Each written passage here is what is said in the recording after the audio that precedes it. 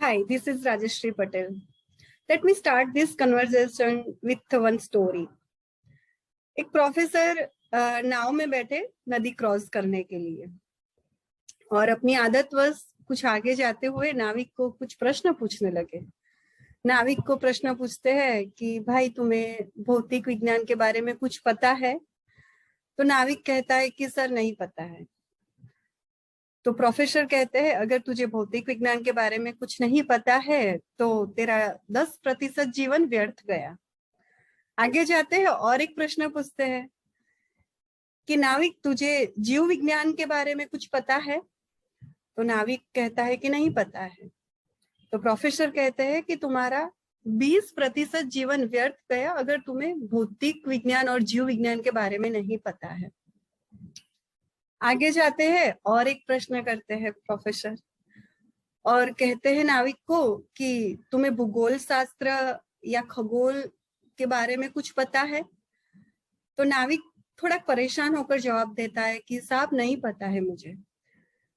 तो प्रोफेसर कहते हैं तो तुम्हारा 70% जीवन व्यर्थ गया अगर तुम्हें भूगोल शास्त्र के बारे में भी कुछ पता नहीं है। तो ये बातें करते करते नदी के बीच में आ जाते हैं।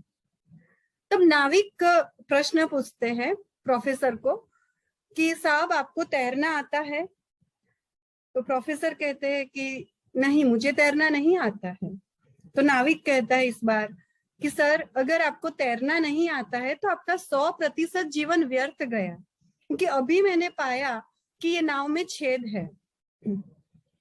तो हमने भी अभी तक जीवन में बहुत कुछ सीखा और सीख रहे हैं पर कहीं ये नहीं सीखा कि मन को कैसे संभाले, माइंड को कैसे मैनेज करें।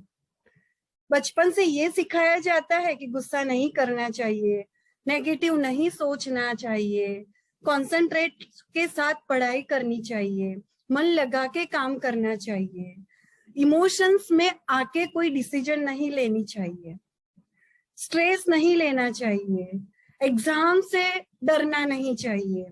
Isn't it? It's a long list.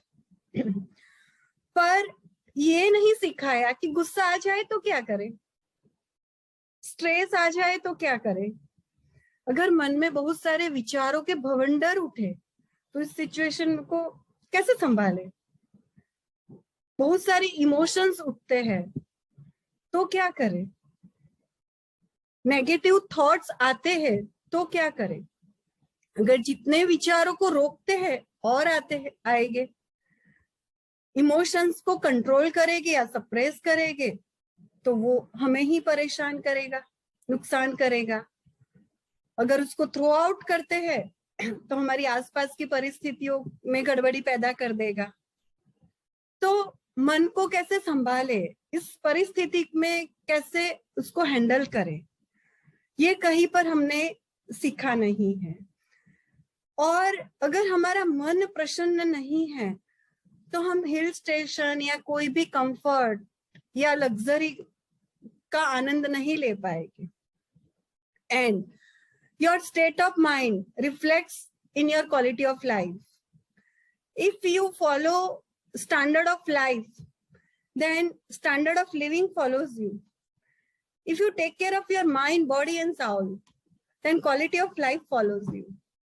Then let's join Art of Living Happiness program and equip yourself with life skill, mind skill, and undying happiness.